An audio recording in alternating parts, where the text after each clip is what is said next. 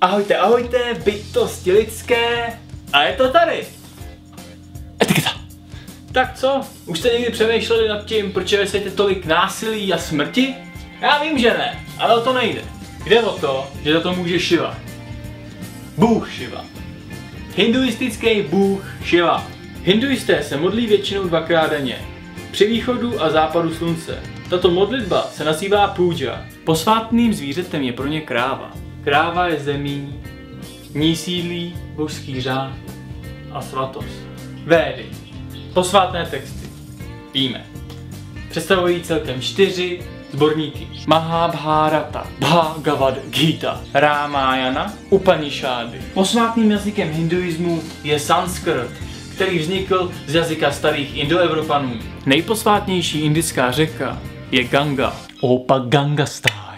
Hinduisté uctívají četná božstva, jimž přinášejí oběti. Nad čím stojí Brahma, stvořitel, prapůvodní božstvo, dále Višnu, udržovatel, a Šiva, ničitel a znovu stvořitel světa. Bohové, v minulosti jich bylo prý přes 33 milionů, jsou často znázorňovány s více hlavami. 4 Brahmovy hlavy znázorňují 4 světové strany. Množství rukou znázorňuje moc. Hinduisté věří, že všichni bohové jsou projevem jediné skutečnosti, Brahma, kterou nelze definovat.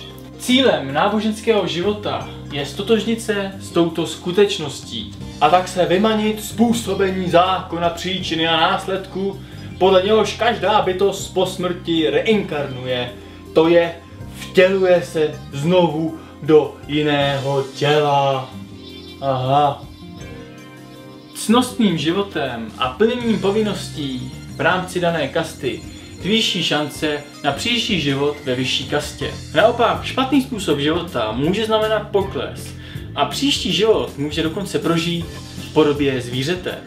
Jen na člověku záleží, aby výjimečně dosáhl poznání, které může znamenat možnost úniku z cyklu, osvobození, mokša.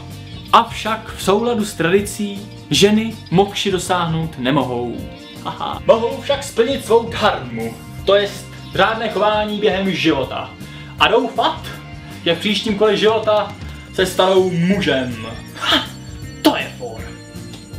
Pro obyčejného Inda je splnění rituálních a společenských povinností náplní života na zemi. Více se o hinduismu dozvíme příště, až si budeme povídat o Indické republice.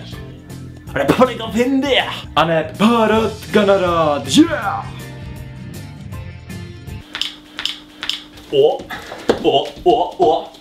Opa Ganga style,